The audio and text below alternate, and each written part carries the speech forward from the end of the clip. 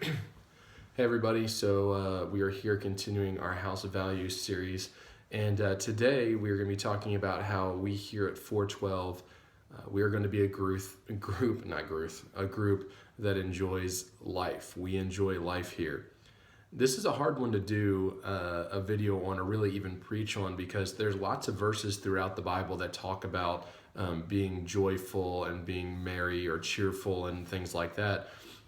There's not one specifically that says we enjoy life, right? But if you read through scripture, you will find there's times in the Old Testament where they were dancing and singing and praising God and just having a good time together. There's times in the New Testament where they're gathering together to eat and just have a good time and hang out and fellowship. In fact, in Acts, it talks about in the fellowship of the saints. So all of this is lending towards itself, saying that Christ wants us to enjoy life. In fact, Proverbs 17:22 says, a merry heart or a cheerful heart does good like a medicine, but a broken spirit or one that's not enjoying life is one that drieth the bones. It makes us ache. It makes us sick because we don't have enough laughter and joy in our life. So that's one of the verses then that we take to heart and say, okay, if laughter or a cheerful spirit or a cheerful heart or a joyful heart is one that is almost like a medicine, it does good for us, then we here at 412 are going to enjoy life.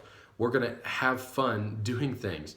But Ecclesiastes talks about, I think it's in chapter 3, talks about how there's a time for everything, right? So yes, we enjoy life, but sometimes when we love deeply, it's not the exact same time. Does that make sense? So as I'm loving somebody who's going through the loss of a loved one, it doesn't mean there's laughter involved. It doesn't mean that I'm trying to get them to laugh. It might mean that I love them so deeply I mourn with them. In fact, Ecclesiastes, it is 3, says there's a time to be born, a time to die, a time to plant, time to harvest, time to kill, time to heal, a time to tear down and a time to build up, a time to cry and a time to laugh, a time to grieve and a time to dance. Here's what it's saying, that there's a time for everything. Okay, we're going to enjoy life. Are there parts of life that aren't enjoyable? Yes.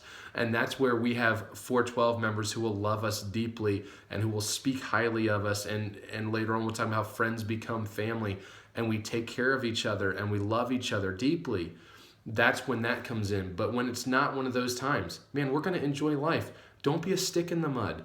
Don't be scared to laugh. Don't be, oh, I got to be cool so I can't laugh. Now, by the way, Ephesians talks about how we shouldn't laugh at certain things. I think I've got it pulled up on here. Yeah, Ephesians 5 talks about neither should there be vulgar speech, foolish talk, jesting, all of which are out of character, but rather give thanksgiving. So in other words, there are some things you're not supposed to enjoy. Okay, people talking crudely about women should not be enjoyed, or about men should not be enjoyed.